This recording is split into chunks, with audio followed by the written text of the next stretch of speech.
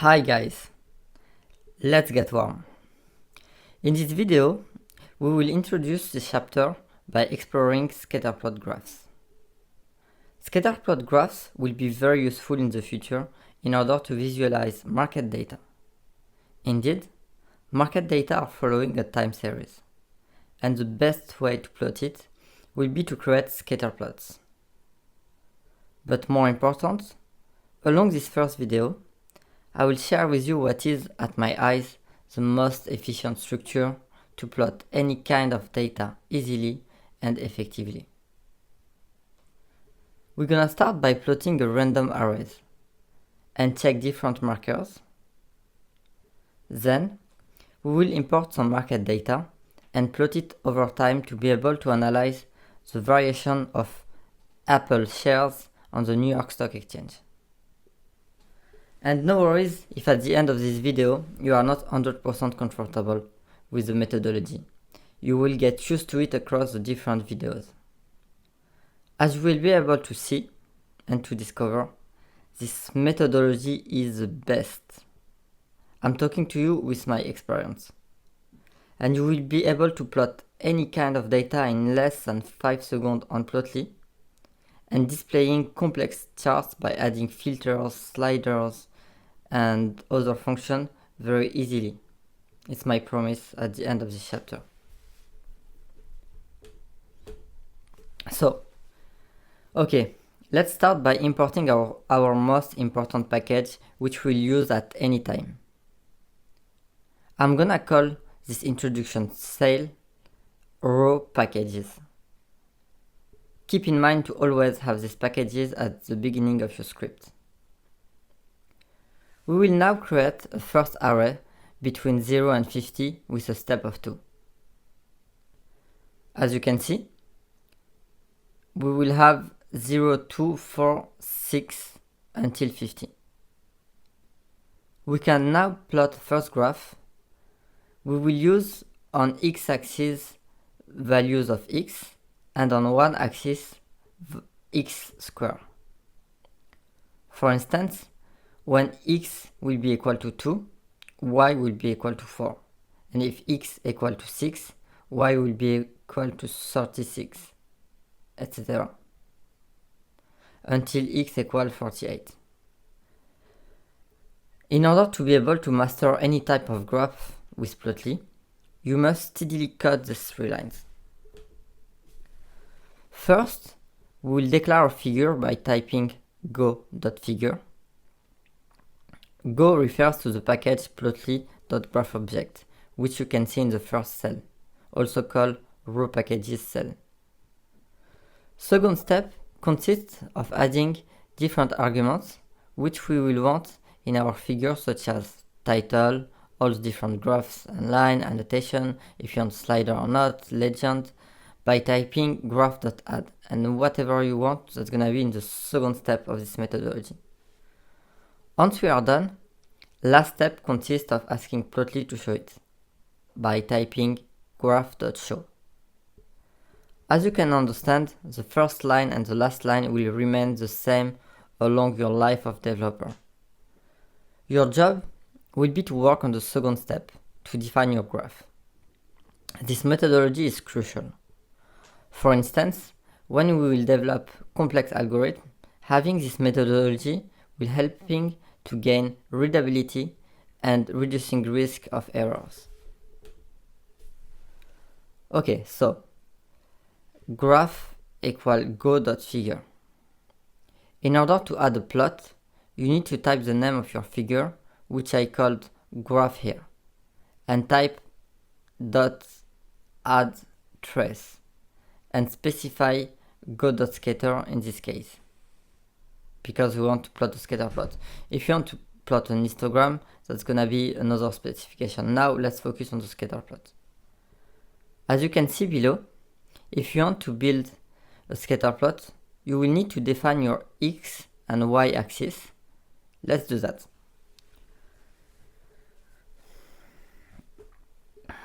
And we'll conclude by asking Plotly to show.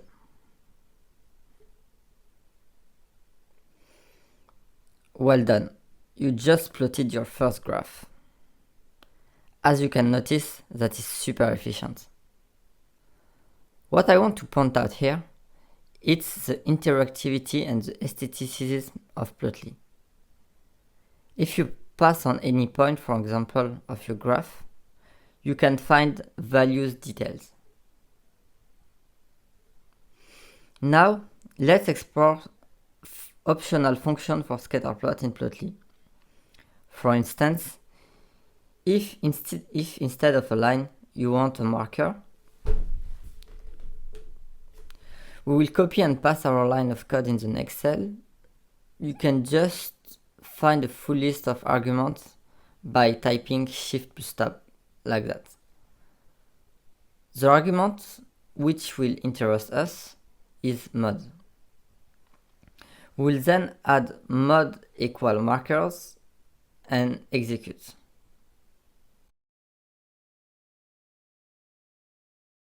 You just added your first extra intra arguments. You can add multiple extra intra arguments. I'm calling that intra argument because that's inside the graph function. So, as I was saying, you can add multiple extra intra arguments within your ScatterPlot, such the name, color, adjust opacity, text font. Information can be found by typing Shift plus Tab, as I just show you just right now. In the next cell, we'll make a recap of the different markers that you can trace along your ScatterPlot function with Plotly. We are going to start by creating a randomized function following a normal distribution with rand n. If you are a Python beginner, don't be scary by these lines. We'll add our 2 lines of code to introduce and show the graph. I'm just basically right now just going fast on this randomized array because I believe that's more NumPy technical part. So, and to finish, we will query Plotly to add 3 traces for each different mod.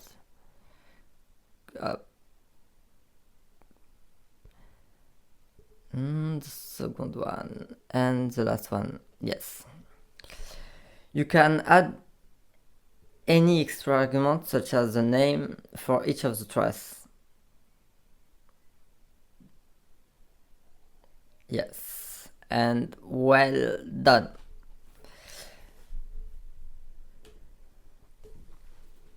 Yeah, well done, well done. Now you have your full graph with the different markers and you can use. But as you may be aware of, in real life, data are not essentially stored in simple arrays such as the example seen until now. To conclude this video focused on ScatterPlot, we will explore this functionality with a real case. The challenge for the end of this video will be to plot Apple's market values using methodologies seen previously. Let's go. First of all, let's import data directly from Plotly database. In the next chapter, we'll learn 3 different ways to import live market data. For this case, we'll import it from Plotly GitHub in order to make our life easier.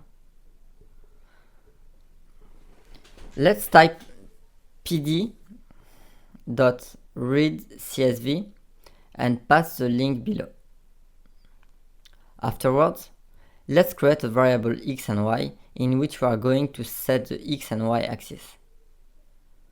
On x-axis, we'll have from our data frame df the column date, and on y-axis the price at the closure.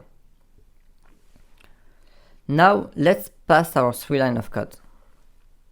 And let's specify go.scatter, in which we will express x equal our variable x, which means our dates, and y equal our close price, which we have been stored in a variable called y.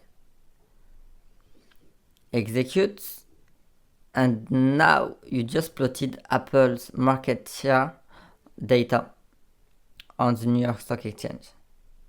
Well done again. It's interesting to notice how easy and efficient it is to plot any kind of data on Plotly. Just 3 lines of code are necessary. But now I will share with you a quick tips in order to make better impression with your graph. A graph is not only about plotting, but also and mainly about sharing insightful and necessary information. For instance, if you look at this graph, the user who will read will need more information than that. What belongs to y-axis? In which currency, for example, the shares is plot? Is it GBP? Is it US dollars? Is it euros?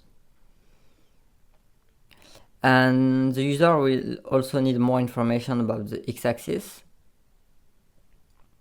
What is it exactly? Is it the date? Is it market session? Okay. To add this information on Plotly, you have to add graph.update x-axis and specify title equal. For the y-axis, it's very similar. Just need to write graph.update y-axis, and now we are all set. Yes. Let's execute. Yeah. X and Y axis have been updated with the title name. Now the future user will be able to know that the stock price is in USD. Well, now you are on the right track. You can find all different arguments by executing Shift plus Tab. For instance, we can see on x-axis, slider is set by default to false. Let's activate it and discover the output.